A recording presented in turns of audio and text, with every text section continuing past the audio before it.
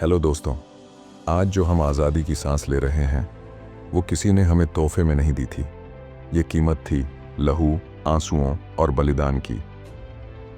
1857 से 1947 तक फैली हमारी आज़ादी की कहानी एक महागाथा है, जिसमें किसानों से लेकर कवियों तक, सिपाहियों से लेकर साधारण स्त्रियों तक, हर किसी ने अपना सब कुछ दांव पर लगा दिया। इस यात्रा में थे वीर शहीदों के नारे, ब्रिटिश हुकूमत की चालें, देशवासियों का संघर्ष और एक अदम्य विश्वास कि स्वराज मेरा जन्मसिद्ध अधिकार है। तो आइए चलते हैं उस दौर में जहां हर मोड़ पर या तो क्रांति थी या कुर्बानी। साल था 1857। भारत अंग्रेजी हुकूमत के शिकंजे में जकड़ा हुआ था, लेकिन इस साल दबी हुई चिंगारी लपटों में बदल गई। इसे ब्रिटिश इतिहासकारों ने सीपॉय म्यूटिनी कहा, लेकिन भारतीय इसे पहला स्वतंत्रता संग्राम मानते हैं, क्योंकि ये केवल सिपाहियों का विद्रोह नहीं था, बल्कि किसानों, जमींदारों, कारीगरों और आम जनता की आज़ादी की पुकार थी। विद्रोह के कई कारण थे, जैसे राजनीतिक, आर्थिक, सामाजिक, धार्मिक और सैन्य। Doctrine of lapse, Lord Dalhousie की नीति, अगर किसी राजा का कोई सगा उत्तराधिकारी ना हो तो राज्य ब्रिटिश हुकूमत में मिला दिया जाएगा। झांसी, सतारा, नागपुर, अवध जैसे कई रियासतें इसी नीति से छीनी गईं। अवध का विलय 1856। नवाब वाजिद अली शाह को हटाकर अंग्रेजों ने दावा किया कि शासन भ्रष्ट है, लेकिन असल कारण था उसकी संपन्नता। भारी कर और शोषण, किसानों से ज्यादा लगान और ना भर पाने पर जमीन की नीलामी, हस्तशिल्प उद्योग का पतन, मशीन से बने ब्रिटिश कपड़ों की बाढ़ ने भारतीय बुनकरों को बर्बाद किया। व्यापार पर एकाधिकार, भारत कच्चा माल देगा, इंग्लैंड माल बनाएगा और फिर भारत में ही बेचेगा। धार्मिक हस्तक्षेप का डर, मिशनरियों की गतिविधियां, शिक्षा और कानून में ऐसे बदलाव जिन्हें भारतीय अपनी संस्कृति पर हमला मानते थे। भारतीय सिपाहियों के साथ भेदभाव, उन्हें कम वेतन, घटिया सुविधाएं और ऊंचे पदों से वंचित रखा गया। नए एनफील्ड राइफल की कारतूस, जिनके खोले जाने पर गाय और सुअर की चर्बी लगी होने की अफवाह ने हिंदू मुस्लिम दोनों को भड़काया। विद्रोह की शुरुआत हुई 29 मार्च 1857, बैरकपुर। सिपाही मंगल पांडे ने विद्रोह का बिगुल बजाया, अंग्रेज अफसर पर हमला किया। 9 मई 1857, मेरठ। 85 सिपाहियों ने कारतूस इस्तेमाल से इनकार किया, उन्हें कैद कर लिया गया। 10 मई 1857, मेरठ। सिपाहियों ने जेल तोड़ी, अंग्रेज अफसर मारे और दिल्ली की ओर कूच किया। विद्रोही दिल्ली पहुंचे और बहादुर शाह जफर को भारत का सम्राट घोषित किया। बूढ़े बादशाह ने मजबूरी में नेतृत्व स्वीकारा और मुगल सल्तनत का नाम विद्रोह का प्रतीक बन गया। और इस तरह विद्रोह का फैलाव हुआ। कानपुर, नाना साहेब पेशवा ने नेतृत्व किया, तात्या टोपे उनके सेनापति बने। झांसी, रानी लक्ष्मीबाई, अद्वितीय वीरता की मिसाल। लखनऊ, बेगम हजरत महल ने अंग्रेजों को कड़ी टक्कर दी। बिहार, कुंवर सिंह, 80 साल की उम्र में भी तलवार हाथ में। बरेली, खान बहादुर खान का प्रतिरोध। लेकिन विद्रोह की कुछ कमजोरियां भी थीं। कोई केंद्रीकृत नेतृत्व नहीं, हर जगह विद्रोह अलग अलग चला। आधुनिक हथियारों और संसाधनों की कमी। कुछ रियासतों और वर्गों ने अंग्रेजों का साथ दिया, जैसे सिंधिया, होलकर और हैदराबाद। विद्रोह का दमन करने के लिए ब्रिटिश सेना ने दिल्ली, कानपुर, लखनऊ पर पुनः कब्जा किया। बहादुर शाह जफर को रंगून, बर्मा निर्वासित कर दिया गया। झांसी की रानी, तात्या टोपे और कई नेताओं ने अपने प्राणों की आहुति दी। परिणाम, ईस्ट इंडिया कंपनी का अंत। शासन सीधे ब्रिटिश क्राउन के हाथ में गया। सेना में बदलाव हुआ। हिंदू मुस्लिम एकता से डरकर अंग्रेजों ने जाति और धर्म के आधार पर रेजिमेंट्स बनाई। विद्रोह असफल हुआ, लेकिन स्वतंत्रता की लौ बुझी नहीं, बल्कि और तेज हो गई। 1857 का संग्राम भले ही अपने लक्ष्य में सफल ना हो सका, लेकिन इसने साबित कर दिया कि भारतीय जनता अपने अधिकार और सम्मान के लिए किसी भी हद तक जा सकती है। यह केवल इतिहास का अध्याय नहीं, बल्कि वो चेतावनी थी जिसने अंग्रेजी हुकूमत की नींव हिला दी और आने वाले दशकों की क्रांति की नींव रखी। 1857 का संग्राम भले ही दबा दिया गया था, लेकिन ब्रिटिश हुकूमत के खिलाफ आग बुझी नहीं थी। वो आग अब अलग अलग हिस्सों में छोटे छोटे शोलों के रूप में जल रही थी। कभी किसान उठ खड़े होते तो कभी जंगलों में रहने वाले आदिवासी हथियार उठा लेते। यह दौर था 18वीं और 19वीं सदी के अंत का, जब नागरिक विद्रोह और जनजातीय आंदोलन लगातार हो रहे थे। ये आंदोलन भले ही स्थानीय थे, लेकिन हर जगह अंग्रेजी हुकूमत की जड़ों को हिला रहे थे। 1857 से पहले भी और बाद में भी कई स्थानीय राजा, जमींदार और किसान समुदाय अंग्रेजी शासन और उसके भ्रष्ट अधिकारियों के खिलाफ उठ खड़े हुए।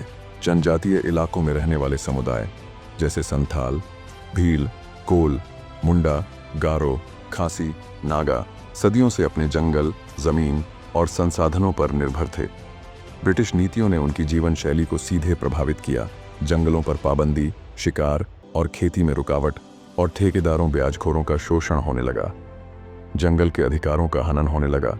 अंग्रेजों ने जंगलों को सरकारी संपत्ति घोषित कर दिया। आदिवासियों को कर्ज में फंसाकर जमीन छीनी जाने लगी। धार्मिक सांस्कृतिक दखल होने लगा। मिशनरी गतिविधियां और जबरन बदलाव की कोशिश होने लगी। झारखंड और छत्तीसगढ़ इलाके के कोल आदिवासी बाहरी जमींदारों और अंग्रेजी प्रशासन के खिलाफ उठ खड़े हुए। पश्चिम भारत के भील समुदाय ने करों और शोषण के खिलाफ लगातार संघर्ष किया। बिरसा मुंडा ने आदिवासियों के सांस्कृतिक पुनर्जागरण और अंग्रेजी हुकूमत के खिलाफ एक बड़ा विद्रोह उलगुलान किया। उनका नारा था अबुआ दिसुम अबुआ राज, यानी अपना देश अपना राज। मेघालय के जनजातीय समूहों ने सड़क निर्माण और जंगल कब्जे के खिलाफ हथियार उठाए। अधिकतर विद्रोह स्थानीय थे, यानी एक ही क्षेत्र में सीमित। नेतृत्व पारंपरिक सरदारों या धार्मिक व्यक्तियों के हाथ में होता था। आधुनिक हथियारों और संचार की कमी के कारण अंग्रेज जल्दी इन्हें दबा देते थे। फिर भी इन आंदोलनों ने ब्रिटिश प्रशासन को बार बार चुनौती दी और यह साफ कर दिया कि भारत के हर कोने में असंतोष था। अंग्रेजी हुकूमत को एहसास हुआ कि ग्रामीण और जनजातीय इलाकों पर नियंत्रण आसान नहीं है। कई जगह उन्होंने जंगल कानूनों और कर नीतियों में बदलाव किए। इन विद्रोहों ने 20वीं सदी के बड़े राष्ट्रीय आंदोलनों की जमीन तैयार की, क्योंकि स्थानीय असंतोष धीरे धीरे राष्ट्रीय आंदोलन में मिल गया। तो दोस्तों, ये विद्रोह सिर्फ जंगलों और गांवों की छोटी छोटी लड़ाइयाँ नहीं थीं।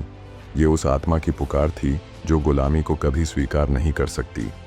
चाहे वो सिद्धो कान्हू की आवाज़ हो, बिरसा मुंडा का उलगुलान हो या पैका योद्धाओं का संकल्प, हर संघर्ष ने भारत की स्वतंत्रता की नींव को और मजबूत किया।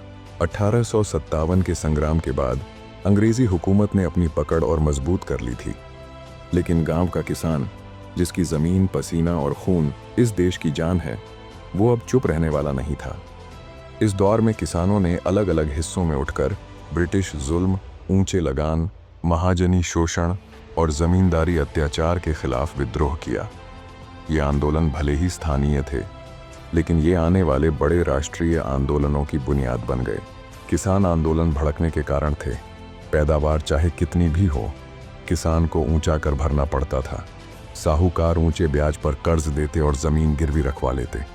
अंग्रेज किसानों को अनाज की जगह नील, कपास जैसी नकदी फसल उगाने पर मजबूर करते। अंग्रेज और नील के बागान मालिक किसानों से जबरदस्ती नील की खेती करवाते थे, कम दाम देते थे और अगर मना करते तो हिंसा करते। और तब स्थानीय किसानों ने इंडिगो विद्रोह कर दिया, जिसमें कुछ शिक्षित वर्ग, पत्रकार, वकील भी शामिल हुए। फिर ब्रिटिश सरकार को नील आयोग बनाना पड़ा, जिसने नील की खेती को वैकल्पिक बनाया। पंजाब किसान आंदोलन को लाला लाजपत राय और अजित सिंह ने धार दी।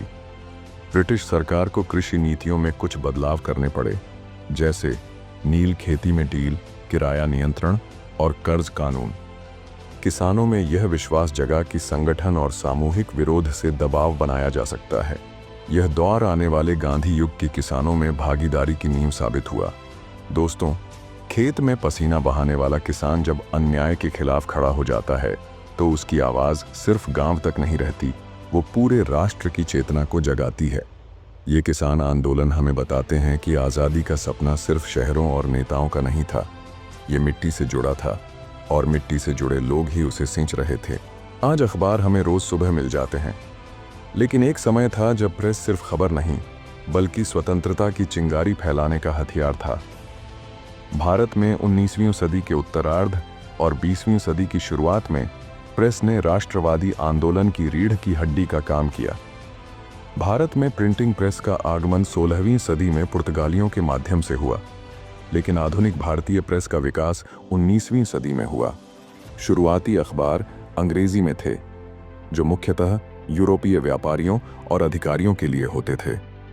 धीरे धीरे भारतीय भाषाओं में प्रेस का विकास हुआ, जिसने आम जनता तक विचार और समाचार पहुंचाना शुरू किया। उस दौर में प्रेस बहुत महत्वपूर्ण था। यह औपनिवेशिक अन्याय को उजागर करता था, जनता को राजनीतिक रूप से जागरूक बनाता था, विभिन्न प्रांतों और भाषाओं के लोगों को एक साझा राष्ट्रीय चेतना में जोड़ता था। ब्रिटिश सरकार ने जल्दी ही समझ लिया कि प्रेस एक खतरनाक हथियार है जो जनता के दिमाग और दिल दोनों को बदल सकता है। अंग्रेजों ने दमनकारी कानून लाए, जैसे भारतीय भाषाओं के अखबारों पर सेंसरशिप लगाना। अगर कोई अखबार ब्रिटिश शासन की आलोचना करता तो उसे चेतावनी, जब्ती या बंद किया जा सकता था। सरकार को अधिकार था बिना मुकदमे के जमानत जब्त करना, प्रेस बंद करना। लक्ष्य था क्रांतिकारी साहित्य और चरमपंथी राष्ट्रवाद को रोकना। गांधी जी ने प्रेस को जनता की शिक्षा का माध्यम कहा। उनके अखबार यंग इंडिया, हरिजन और नवजीवन केवल समाचार नहीं, बल्कि नैतिक और राजनीतिक शिक्षा के मंच थे। क्रांतिकारी प्रेस जैसे वंदे मातरम, अरविंदो घोष द्वारा, युगांतर और कल, जो सीधे अंग्रेजी शासन को चुनौती देते थे। इन पत्रों ने युवाओं को प्रेरित किया, लेकिन संपादकों को अक्सर जेल जाना पड़ा। मध्यमार्गी राष्ट्रवादी प्रेस, दादा भाई नौरोजी, सुरेंद्रनाथ बनर्जी, गोपाल कृष्ण गोखले जैसे नेताओं के अखबार, जो संवैधानिक सुधार और विधायी अधिकारों पर जोर देते थे। प्रेस के कारण राष्ट्रीय एकता कायम हुआ, अलग अलग भाषाओं और प्रांतों को जोड़ा, राजनीतिक चेतना जगी, किसानों, छात्रों, व्यापारियों तक स्वतंत्रता का संदेश पहुंचा। ब्रिटिश नीतियों की पोल खुली, कर, दमन और शोषण पर सार्वजनिक बहस शुरू की। अंतर्राष्ट्रीय जागरूकता बढ़ी, दुनिया को भारत की स्वतंत्रता की लड़ाई के बारे में बताया। दोस्तों, कलम से निकला एक शब्द भी तलवार की धार जितना असरदार हो सकता है। भारत के स्वतंत्रता संग्राम में प्रेस सिर्फ सूचना का माध्यम नहीं था, यह क्रांति की गर्जना थी, जिसने सोई हुई जनता को जगाया और उन्हें आज़ादी की राह पर चलने के लिए प्रेरित किया। कांग्रेस के गठन का उद्देश्य था राजनीतिक संवाद का मंच बनाना, जहां भारतीय अपनी शिकायतें और सुझाव रख सकें। भारतीय जनता को राजनीतिक दृष्टि से शिक्षित करना, ब्रिटिश शासन के भीतर सुधार लाना, न कि सीधा उखाड़ फेंकना। वे मानते थे कि ब्रिटिश शासन ने कुछ आधुनिक संस्थाएं, रेल, टेलीग्राफ, कानून व्यवस्था दी है, लेकिन आर्थिक व राजनीतिक अन्याय हो रहा है। संवैधानिक सुधार, याचिका, ज्ञापन और सभाएं ही बदलाव लाने का तरीका है। उनका विश्वास था कि ब्रिटिश जनता और संसद में अगर सच्चाई रखी जाए तो न्याय मिलेगा। उनकी मांगें थी विधान परिषदों का विस्तार और उनमें निर्वाचित सदस्यों की संख्या बढ़ाना, बजट पर चर्चा का अधिकार, भारतीयों को उच्च प्रशासनिक सेवाओं में स्थान देना, लगान कम करना, सरकारी खर्च में कटौती, भारतीय उद्योगों को प्रोत्साहन, शिक्षा का प्रसार, महिला शिक्षा, जातीय भेदभाव में कमी। दादा भाई नौरोजी ने बताया कि भारत की गरीबी का मुख्य कारण है धन का ब्रिटेन में बहिर्गमन। रेलवे, सेना, प्रशासन, इन पर होने वाला खर्च भारत से वसूला जाता, लेकिन लाभ इंग्लैंड को मिलता। उन्होंने यह सिद्धांत ब्रिटिश संसद और प्रेस में बार बार उठाया। उन्होंने जनता को यह सिखाया कि वे भी शासन में हिस्सेदारी के हकदार हैं। कांग्रेस ने पूरे भारत के नेताओं और क्षेत्रों को जोड़ा, जनता को समझाया कि गरीबी सिर्फ भाग्य नहीं, बल्कि औपनिवेशिक नीतियों का नतीजा है। ये अत्यधिक नरम थे, ब्रिटिश सरकार की नीयत पर भरोसा करते थे। उनका आधार शहरी शिक्षित वर्ग तक सीमित था, ग्रामीण जनता इससे दूर रही। अंग्रेज उन्हें सुरक्षित विपक्ष मानते थे।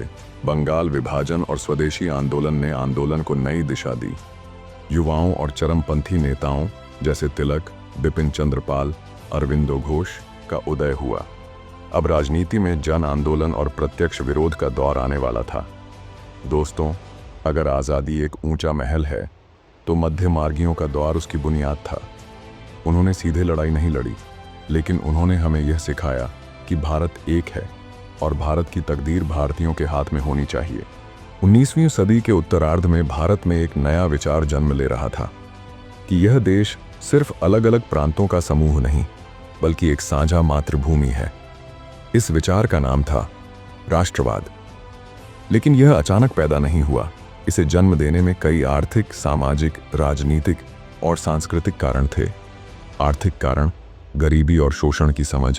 दादा भाई नौरोजी, महादेव गोविंद राणाडे और रोमेश चंद्र दत्त जैसे नेताओं ने बताया कि ब्रिटिश राज के कारण भारत का धन बाहर जा रहा है।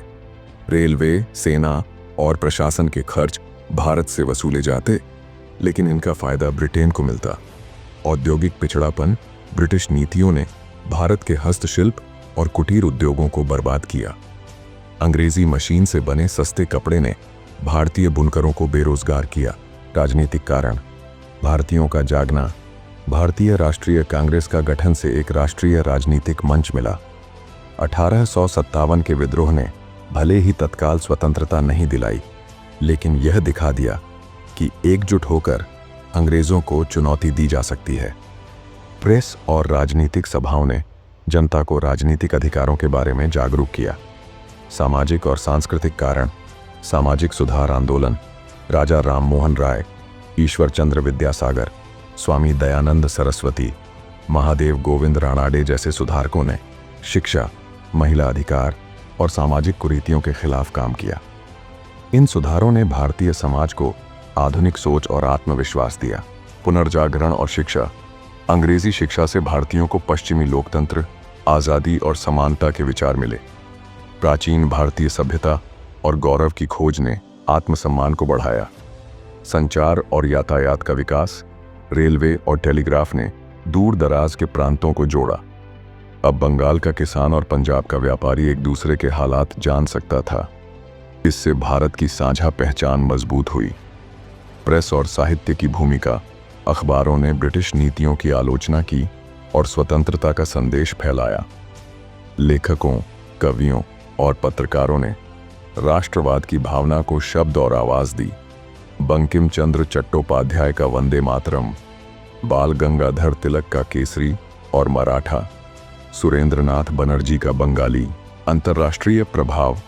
अमेरिकी स्वतंत्रता संग्राम और फ्रांसीसी क्रांति के विचारों ने भारतीय नेताओं को प्रेरित किया। जापान की रूस पर जीत ने दिखाया कि एक एशियाई राष्ट्र भी यूरोपीय ताकत को हरा सकता है। आयरलैंड और इटली के स्वतंत्रता आंदोलनों ने उदाहरण पेश किए। धार्मिक और सांप्रदायिक प्रभाव। Arya Samaj, Ramakrishna mission, theosophical society जैसी संस्थाओं ने आध्यात्मिकता और राष्ट्रवाद को जोड़ा। धार्मिक पुनर्जागरण ने लोगों को अपनी संस्कृति और परंपरा पर गर्व करना सिखाया। दोस्तों, राष्ट्रवाद कोई एक दिन में पैदा हुआ जोश नहीं था। यह सदी भर की पीड़ा, संघर्ष और आत्म जागरूकता का परिणाम था। जब भारत के लोग समझ गए कि उनकी गरीबी, पिछड़ापन और गुलामी सब औपनिवेशिक शासन की देन है, तभी स्वतंत्रता की लौ सच्ची तरह जलने लगी।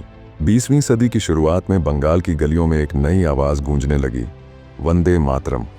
ये सिर्फ एक नारा नहीं था, ये उस दौर की जनता के दिलों में जलती हुई आग थी। इस आग को हवा दी थी ब्रिटिश सरकार के एक फैसले ने, बंगाल विभाजन। जुलाई 1905 में लॉर्ड कर्जन ने बंगाल को 2 हिस्सों में बांटने का ऐलान किया। पूर्वी बंगाल और असम मुस्लिम बहुल क्षेत्र, पश्चिमी बंगाल हिंदू बहुल क्षेत्र। आधिकारिक कारण, प्रशासनिक सुविधा, लेकिन असली उद्देश्य डिवाइड एंड रूल, हिंदू मुस्लिम एकता तोड़ना। यह निर्णय तुरंत पूरे बंगाल और भारत में विरोध का कारण बना। लोग समझ गए कि यह सिर्फ प्रशासनिक सुधार नहीं, बल्कि राष्ट्रीय एकता पर वार है। हर वर्ग के लोग, विद्यार्थी, व्यापारी, किसान, महिलाएं आंदोलन में कूद पड़े और तब हुआ स्वदेशी का जन्म। स्वदेशी यानी अपने देश की चीजों का उपयोग और विदेशी वस्तुओं का बहिष्कार। विदेशी कपड़ों की होली जलाना, देशी उद्योगों को बढ़ावा देना, जैसे हथकरघा, हस्तशिल्प स्वदेशी मिले। राष्ट्रीय शिक्षा संस्थानों की स्थापना ताकि युवा अंग्रेजी सत्ता के बजाय भारतीय संस्कृति से प्रेरित हों। आंदोलन के प्रमुख नेता थे बाल गंगाधर तिलक, महाराष्ट्र से समर्थन। बिपिन चंद्र पाल, बंगाल में उग्र भाषण और प्रचार। लाला लाजपत राय, पंजाब से आवाज। अरविंदो घोष आंदोलन को आध्यात्मिक और राजनीतिक दोनों रूप दिए। रविंद्रनाथ ठाकुर गीतों और कविताओं से प्रेरणा दी। जनसभाएं और जुलूस वंदे मातरम के नारे से गूंजते। बंगाल में नेशनल कॉलेज और स्कूलों की स्थापना। तिलक ने गणेशोत्सव और शिवाजी उत्सव में राष्ट्रवाद का प्रचार किया। महिलाओं की भागीदारी, विदेशी कपड़े और नमक के बहिष्कार में सक्रिय भूमिका। ब्रिटिश सरकार ने दमनकारी कदम उठाए। सभाओं पर रोक, प्रेस पर सेंसरशिप, नेताओं की गिरफ्तारी। उग्रवादी नेताओं को जेल में डालना शुरू हुआ। पहली बार इतना व्यापक जन आंदोलन हुआ जिसमें ग्रामीण और शहरी दोनों शामिल थे। स्वदेशी के जरिए आर्थिक आत्मनिर्भरता का विचार मजबूत हुआ। राष्ट्रीय शिक्षा और सांस्कृतिक पुनर्जागरण को गति मिली। इसने उग्रवादी और मध्यमार्गी नेताओं के बीच मतभेद को भी बढ़ाया, जो 1907 के सूरत विभाजन का कारण बना। ब्रिटिश दमन और नेतृत्व के मतभेद के कारण आंदोलन कमजोर पड़ा। फिर भी यह स्वतंत्रता संघर्ष का पहला जन आधारित चरण था, जिसने जनता को सिखाया कि अंग्रेजों को चुनौती दी जा सकती है। स्वदेशी आंदोलन ने सिर्फ विदेशी कपड़ों का बहिष्कार नहीं किया, बल्कि गुलामी की मानसिकता का भी। 1905 से 1908 तक की यह लहर भले ही थम गई, लेकिन इसने राष्ट्रवाद की वह नींव डाल दी जिस पर आगे असहयोग और सविनय अवज्ञा के तूफान खड़े हुए। 1905 का स्वदेशी आंदोलन भारत की आज़ादी की लड़ाई में एक नई चेतना लेकर आया, लेकिन इस चेतना ने सिर्फ जनता को ही नहीं, बल्कि नेताओं को भी बदल दिया। जहां एक और मध्यमार्गी नेता संविधान के भीतर रहकर सुधार चाहते थे, वहीं उग्रवादी नेता मानते थे कि आज़ादी बिना संघर्ष और बलिदान के नहीं मिल सकती। यहीं से शुरू हुआ उग्रवादी आंदोलन का जन्म। 19वीं सदी के अंत में भारतीय राष्ट्रीय कांग्रेस मध्यमार्गी नेताओं के नेतृत्व में थी, जैसे दादा भाई नौरोजी, गोपाल कृष्ण गोखले, फिरोज शाह मेहता। वे याचिकाओं, प्रार्थना पत्रों और धीरे धीरे सुधार की नीति अपनाते थे। लेकिन 1905 के बाद के माहौल ने युवा नेताओं को बेचैन कर दिया। उन्हें लगा कि अंग्रेजी सत्ता से रियायतें मांगना बेकार है। विदेशी वस्तुओं के बहिष्कार, जनसभाओं और राष्ट्रवादी गीतों ने जनता में आत्मविश्वास जगाया, लेकिन दमनकारी कदमों और गिरफ्तारी ने नेताओं में यह विश्वास पक्का किया कि संघर्ष शांतिपूर्ण निवेदन से आगे बढ़ना चाहिए। उग्रवादी विचारधारा के मुख्य तत्व थे संपूर्ण स्वराज का लक्ष्य, केवल सुधार नहीं, पूरी स्वतंत्रता। जन आंदोलन की ताकत, जनता को सीधे संघर्ष में शामिल करना। असहयोग और बहिष्कार, ब्रिटिश संस्थाओं और वस्तुओं का त्याग। स्वाभिमान और आत्मनिर्भरता, देशी उद्योग, शिक्षा और संस्कृति को बढ़ावा। उग्रवाद के प्रमुख नेता लाला लाजपत राय, पंजाब के शेर, जिन्होंने जनता में साहस और देशभक्ति जगाई। बाल गंगाधर तिलक, महाराष्ट्र में गणेशोत्सव और शिवाजी उत्सव के जरिए राष्ट्रवाद फैलाया। नारा दिया स्वराज मेरा जन्मसिद्ध अधिकार है। बिपिन चंद्र पाल, बंगाल में प्रखर वक्ता और लेखक, जिन्होंने स्वदेशी और बहिष्कार को जनता की भाषा में समझाया। मध्यमार्गी बनाम उग्रवादी मतभेद, मध्यमार्गी सोच, संवैधानिक सुधार के जरिए स्वतंत्रता का सपना, ब्रिटिश सरकार से सहयोग की उम्मीद। उग्रवादी सोच, सीधा टकराव और जनसंघर्ष, ब्रिटिश साम्राज्य की वैधता को नकारना। 1907 के कांग्रेस अधिवेशन में मध्यमार्गी और उग्रवादी नेताओं में खुला टकराव हुआ। अध्यक्ष पद को लेकर मतभेद इतना बढ़ा कि कांग्रेस 2 गुटों में बंट गई। परिणाम, कांग्रेस कई साल तक कमजोर पड़ी और उग्रवादियों को अलग मंच पर काम करना पड़ा। उग्रवादी आंदोलन की विशेषताएं, राष्ट्रवाद को आम जनता के बीच भावनात्मक मुद्दा बनाया। धार्मिक प्रतीकों का प्रयोग किया, जैसे शिवाजी, गणेशोत्सव, वंदे मातरम। अखबारों, पत्रिकाओं और कविताओं के जरिए संदेश फैलाया। युवाओं को क्रांतिकारी गतिविधियों की ओर प्रेरित किया। ब्रिटिश ने प्रतिक्रिया में दमनकारी कदम उठाए। प्रेस एक्ट, मीटिंग्स पर पाबंदी, नेताओं की गिरफ्तारी। तिलक को 1908 में राजद्रोह के आरोप में जेल भेजा गया। उग्रवादी आंदोलन ने भारतीय स्वतंत्रता संग्राम को सिर्फ विचारों की बहस से निकालकर जनसंघर्ष का रूप दिया। इसने जनता में यह विश्वास जगाया कि आज़ादी भीख में नहीं, बल्कि संघर्ष और बलिदान से मिलती है। युवाओं में यह भावना थी, अगर हम हथियार से जवाब नहीं देंगे तो अंग्रेज हमें कुचल देंगे। बंगाल बना क्रांतिकारी गतिविधियों का केंद्र। बंगाल में राष्ट्रीय शिक्षा आंदोलन ने युवाओं को राष्ट्रवादी चेतना दी। गुप्त क्रांतिकारी संगठन बनने लगे। जिमखाना, व्यायामशालाओं के बहाने हथियारों की ट्रेनिंग, युवा नेताओं का गुप्त नेटवर्क। प्रफुल्ल चाकी और खुदीराम बोस ने ब्रिटिश मजिस्ट्रेट किंग्सफोर्ड को मारने की योजना बनाई। बम गलती से गलत गाड़ी पर फेंका गया, जिसमें 2 अंग्रेज महिलाएं मारी गईं। खुदीराम पकड़े गए और 18 साल की उम्र में फांसी दी गई। यह घटना पूरे देश में क्रांतिकारी भावना की प्रतीक बन गई। महाराष्ट्र और पंजाब में क्रांति तिलक के प्रभाव से कई युवा गुप्त क्रांतिकारी संगठनों में शामिल हुए। चापेकर बंधु पहले ही 1897 में प्लेग कमिश्नर रैंड की हत्या कर चुके थे, जो युवाओं के लिए प्रेरणा बनी। लाला लाजपत राय और अजीत सिंह ने राष्ट्रवादी विचार फैलाए। बाद में 1913 में गदर पार्टी की जड़ें यहीं पड़ीं। विदेशों में क्रांतिकारी नेटवर्क पेरिस, मदाम भीखाजी कामा, जिन्होंने 1907 में जर्मनी में भारत का पहला तिरंगा लहराया। लंदन, श्यामजी कृष्ण वर्मा का इंडिया हाउस, विनायक दामोदर सावरकर यहीं से प्रेरित हुए। अमेरिका और जापान, हथियारों और धन की व्यवस्था के लिए संपर्क। क्रांतिकारी तरीकों की विशेषताएं, गुप्त संगठन और कोड भाषा, हथियार और बम बनाने की ट्रेनिंग, सरकारी अधिकारियों और गुप्तचरों पर निशाना। प्रेरणा, आयरलैंड के स्वतंत्रता आंदोलन और रूस के क्रांतिकारी, ब्रिटिश दमन और मुकदमे, अलीपुर बम केस, अरविंदो घोष भी आरोपी, लेकिन सबूत के अभाव में बरी। कई नेताओं को काला पानी, सेल्युलर जेल, अंडमान भेजा गया। प्रेस पर कड़ी पाबंदी, राष्ट्रवादी अखबार बंद किए गए। पर युवाओं में साहस और बलिदान की भावना ने जन्म ले लिया और आज़ादी को जन जन का लक्ष्य बनाया। ब्रिटिश सरकार को यह एहसास कराया कि भारतीय चुप नहीं बैठेंगे। क्रांतिकारियों ने भारतीय स्वतंत्रता संग्राम में जोश और बलिदान की नई कहानी लिखी। हालांकि यह आंदोलन लंबा नहीं चला, लेकिन इसके वीर शहीदों की कहानियां, खुदीराम बोस, प्रफुल्ल चाकी, मदाम कामा, सावरकर, आने वाली पीढ़ियों को आज़ादी के लिए मर मिटने की प्रेरणा देती रहीं। यह दौर एक चेतावनी था। अंग्रेज अब भारत को चुपचाप गुलाम नहीं रख सकते। गांधी जी ने सत्याग्रह और अहिंसा के माध्यम से ब्रिटिश राज को चुनौती दी। खलीफत आंदोलन और असहयोग आंदोलन के दौरान उन्होंने अंग्रेजी संस्थानों का बहिष्कार शुरू कराया।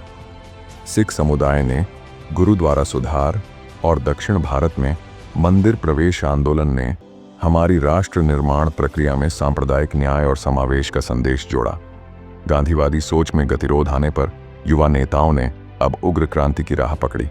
सुब्रमण्यम बोस, भगत सिंह, सूर्य सेन, चंद्रशेखर आजाद, सुखदेव, राजगुरु, सुभाष चंद्र बोस, जवाहरलाल नेहरू, सरोजिनी नायडू, बटुकेश्वर दत्त, अशफाक उल्ला खान, लौह पुरुष सरदार वल्लभ भाई पटेल, डॉक्टर भीमराव जैसे क्रांतिकारियों ने अपने योगदान दिए।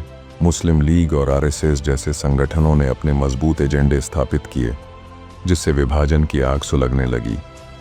क्रिप्स मिशन की विफलता के बाद द्वितीय विश्व युद्ध में देश का असंतोष चरम पर पहुंचा। 1942 में क्विट इंडिया आंदोलन शुरू हुआ।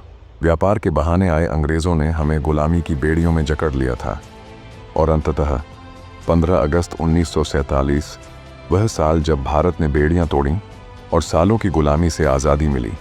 लेकिन साथ ही विभाजन, विस्थापन और हिंसा ने देश को आहत किया। आज़ादी की कीमत भारी थी, लेकिन यह हमारा संकल्प और सेवा की धरोहर बनी। सभी ने अपनी जान, अपनी जवानी, अपना सब कुछ देश को सौंप दिया। इनमें से कुछ के नाम किताबों में हैं और कुछ के नाम केवल इतिहास के पन्नों में छिपे हैं, पर इनकी कुर्बानी, इनका साहस और इनका सपना हर सांस में जिंदा है। और ऐसे भारत के सच्चे वीरों को शत शत नमन है। इस किताब की यात्रा हमें दिखाती है कि भारत की आज़ादी केवल 1947 का एक पल नहीं था, यह सदियों के संघर्ष का नतीजा था। यही वह कहानी है जिसने हमें सिर्फ आज़ादी नहीं, बल्कि एक विचार, एक पहचान और एक गर्वित इतिहास दिया। दोस्तों, ये इतिहास सिर्फ तारीखों और नामों का संग्रह नहीं, ये हमारी आत्मा की कहानी है। हमारे पूर्वजों ने जो बलिदान दिया, उसकी गूंज हमें आज भी सुनाई देती है, जब भी हम तिरंगे को हवा में लहराते देखते हैं। आज हमारी ये जिम्मेदारी है कि उस आज़ादी की कीमत समझें और उसे बनाए रखें। तो अगर ये वीडियो आपको अच्छी लगी हो तो लाइक, शेयर और सब्सक्राइब ज़रूर करें। तो मिलते हैं नेक्स्ट वीडियो में, तब तक के लिए धन्यवाद। जय हिंद, जय भारत, वंदे मातरम।